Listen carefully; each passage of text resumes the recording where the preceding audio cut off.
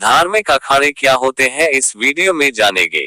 भारतीय समाज और संस्कृति में धार्मिक अखाड़े अत्यंत महत्वपूर्ण स्थान रखते हैं। ये न केवल धर्म और साधना का केंद्र हैं, बल्कि समाज के सुधार और रक्षा के लिए भी कार्य करते हैं। अखाड़ा शब्द संस्कृत के अखाड़ से लिया गया है, जिसका अर्थ होता है एक ऐसा स्थान जहां किसी विशेष उद्देश्य के लिए लोग एकत्र होते हैं। धार्मिक अखाड़े मुख्य रूप से साधु संतों और योगियों के संगठन होते हैं, जो धर्म, योग, वेद और तपस्या के माध्यम से समाज को आध्यात्मिक दिशा प्रदान करते हैं। धार्मिक अखाड़ों का इतिहास। धार्मिक अखाड़ों का इतिहास अत्यंत प्राचीन है। इनका आरंभ वैदिक काल में माना जाता है। वैदिक युग में ऋषि मुनि अपने आश्रमों में वेद, उपनिषद और धर्म का अध्ययन करते थे और शिष्यों को ज्ञान देते थे। यही परंपरा आगे चलकर अखाड़ों के रूप में विकसित हुई। मध्यकाल में जब भारत पर विदेशी आक्रमण हुए, तो धर्म और संस्कृति की रक्षा के लिए साधु संतों ने अखाड़ों का गठन किया। इन अखाड़ों में न केवल धार्मिक शिक्षा दी जाती थी, बल्कि योद्धा साधुओं को शस्त्र विद्या और युद्ध कौशल में भी प्रशिक्षित किया जाता था। इन्हें नागा साधु कहा जाता है। धार्मिक अखाड़ों के प्रकार। भारत में धार्मिक अखाड़ों को मुख्य रूप से 3 परंपराओं में विभाजित किया गया है। 1. वैष्णव परंपरा, विष्णु और उनके अवतारों की पूजा पर आधारित।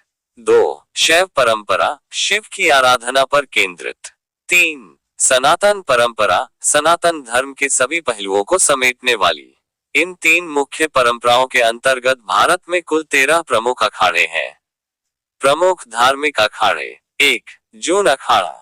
यह सबसे प्राचीन और बड़ा अखाड़ा है। यह शैव परंपरा से संबंधित है। 2. निरंजनी अखाड़ा। इसका संबंध भी शैव परंपरा से है। यह तपस्या और साधना पर अधिक जोर देता है। 3. आनंद अखाड़ा।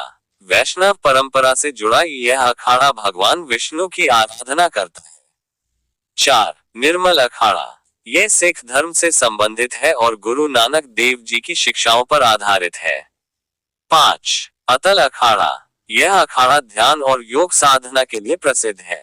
अन्य प्रमुख अखाड़ों में अग्नि अखाड़ा, महानिर्वाणी अखाड़ा, आवाहन अखाड़ा और दिगंबर अखाड़ा शामिल है।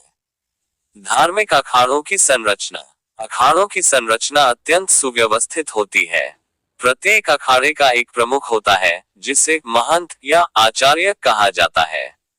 इसके अलावा विभिन्न पदाधिकारी होते हैं, जैसे सेवक महंत, महंत के सहायक, कोषाध्यक्ष, अखाड़े के वित्तीय मामलों को संभालने वाला, साधु संत परिषद, अखाड़े के सभी महत्वपूर्ण निर्णयों में भाग लेने वाली। अखाड़े में शिष्यों को दीक्षा दी जाती है। दीक्षा के दौरान शिष्य को अखाड़े की परंपराओं और नियमों का पालन करने की शपथ दिलाई जाती है। धार्मिक अखाड़ों की भूमिका।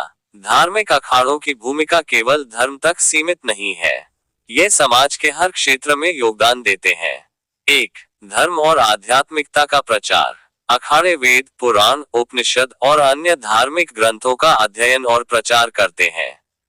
ये स्थान योग, ध्यान और साधना के लिए भी प्रसिद्ध है। 2. सामाजिक सेवा। अखाड़े जरूरतमंदों को भोजन, वस्त्र और चिकित्सा सहायता प्रदान करते हैं।